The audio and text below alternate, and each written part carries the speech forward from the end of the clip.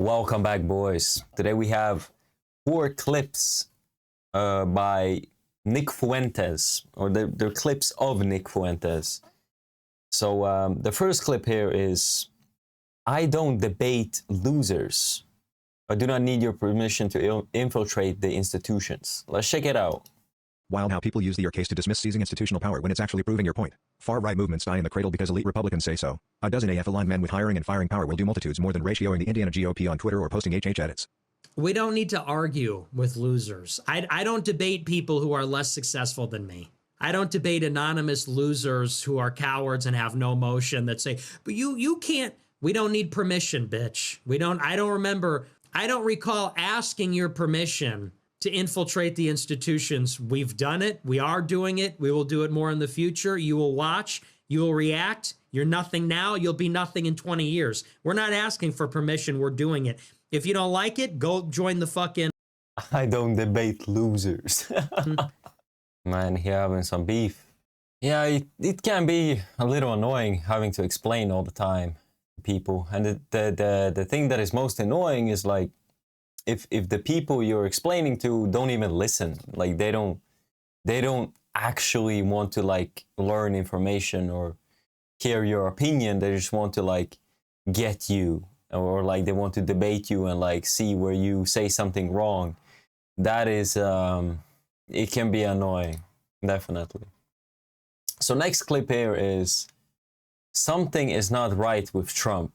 The way that he's always glazing himself and repeats himself, he's not right in the head. Let's check it out. The assessment of Trump as a tired old man is correct. Saw a report today that lots of his view of Chicago or NYC is from old BLM riot clips people show him. He just wants to play golf, fly on AF1, have fancy dinner parties, sign Oval Office EOS, watch 80s movies and get told he is getting revenge on Bolton. Yeah, look, something's wrong with him, man. And I'm not saying that to be nasty, but like, he's a weird guy.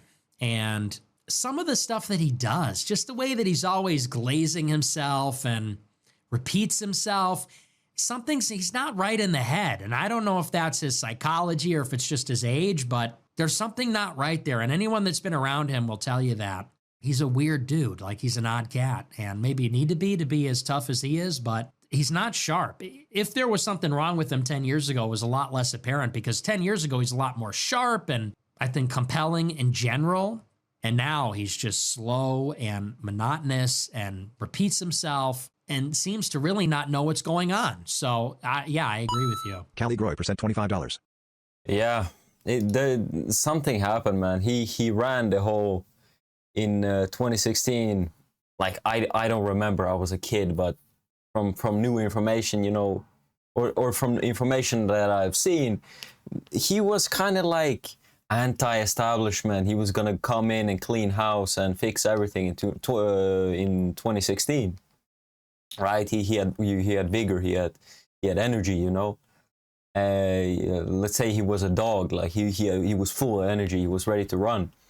But now he's like a tired old dog. Like he's like ready to go to sleep. Like he has ran his race. Like it's over pretty much. But yeah, I understand what he's getting at. So the next clip here is, it's undeniable that Jews are exceptional people. The problem is their political self-interest. Let's check it out. Martin Mann sent $20. On Dave Smith's show you said I recognize Jews are a part of America. They always have been, and they're some of the finest Americans actually. Did you mean this? Yes, I think that's undeniably true. And I think that you are damaging your credibility by not acknowledging that there have been remarkable Jews in the history of America. It's just true. The cultural output, and before people, but Hollywood is Jewish and Hollywood is filth. Some of your favorite movies are made by Jews. Songs, Christmas songs, the atom bomb. You know, we cannot be one-dimensional. We have to be comprehensive. The problem is not that Jews are like, you know, I saw this the other day. I think it was Jake Shields. He's like, Jews didn't even invent hummus. It's like, so is your position that like all Jews are evil and everything they do is bad and they never invented everything and the only reason they've ever gotten any position of power is because they're just pure evil? It's like, that's not true. Like, yes, Jews have been a remarkable people. It's just not even deniable. That's not the issue. The issue is their loyalty. The issue is their political self-interest, which inherently pushes America towards liberalism. Like that is beginning to describe the issue. But I mean, look, it's just true. Many of them are very bright. Many of them are very, Jewish comedians, some of the funniest people. Like they are remarkable people. That's just without a doubt. And I think you come across as dishonest or biased if you are unwilling or unable to admit that. It doesn't change the fact that they're doing damage to America. It doesn't change the fact that they're more loyal to each other in most cases than they are to America. It doesn't change any of that. But it is to say that they're remarkable people. I think by definition, they're exceptional. So, and I've been consistent on that. That's not new. I've said this for years. I've said this for many years. And people like, if you're looking for the show where we come in and say, well, whites are just getting cheated out of, Jews aren't really that special, we're just completely getting cheated. It's like, yeah, they're working together. There's this transnational nepotistic element. It's a lack of scruples, but also there's an innate ability there too. We got to be honest. We got to call a spade a spade. We're not helping ourselves by being stupid or obtuse. Yeah. I mean, what I think is, if you can't have, you can't have dual loyalties. Like you either scream, I'm American and I love America, or you say Israel or whatever other country. It's always in other Western countries as well, like Britain and all these things. It's, you have people who are Pakistani, they have both citizenship in Pakistan or whatever, and Britain. Like, for me, it's lunacy.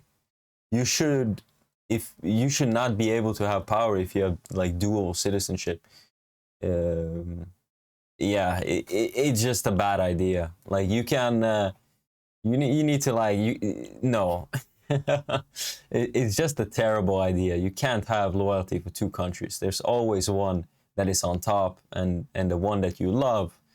And yeah. People need to figure this out. Fuentes explains the female genius phenomena. They almost have a sixth sense about certain things. Let's check it out. Capcom Instagram sent $40. On Alex Jones today, you mentioned that there is indeed a female genius mentioned by the Pope, and you also brought up EQ denoting their unique intuition. How would you describe the 240,000 EQ female genius? You know it. If you know women, they're sensing. They're very sensitive to things that men often miss when it concerns people and their motivations and their intentions.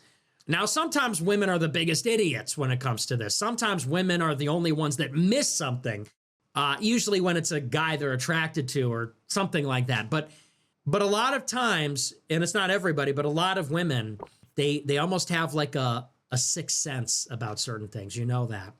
You can't deny that. It's true. Now, they're not decisive. They're not always rational. They panic. Like, this is not conducive to being a leader or philosopher or things like that. But they can give good advice for those reasons because they can see things sometimes that you might miss. They're very good at reading body language, very observant. So there is a feminine genius for sure. I agree with the Pope on this. But the feminine genius is not math. It's not philosophy. It's not politics. It's not architecture, war, comedy, but they've got some other things going for them. Yeah, the thing is, like, women are just natural, like, vibe checkers, because they had to, throughout history, they had to, be able to since they can't defend themselves physically, they need to be able to, like, mentally, like, map everything out and see what is a danger and what is a threat and what is a this and this and that. So they're really good at like sensing people's intentions, and yeah, this is why like women can almost smell weakness. This is why you can't like fake around women. They're just disgusted. They become very disgusted, or they just don't trust you. Me, I have no problem because I'm just a naturally just trusting guy. Anybody trusts me because I'm open and honest. But there's a lot of men who always trick and try to like sneak, and they have like very filthy thoughts, and women can sense that immediately, right? You really, if you're going to talk to a woman, you have to have outcome independence and abundance mentality. Do not let the woman kind of smell weakness from you. But yeah, this was about Nick. But yeah, women have like this skill that a lot of men are just oblivious. They just is it empathy? Yeah, we could say that. Like a lot of men, they just kind of low-key lack empathy with like how other people behave and blah blah blah. Anyway, I hope you guys enjoyed this one. I catch you boys on the next one. Take care of yourself.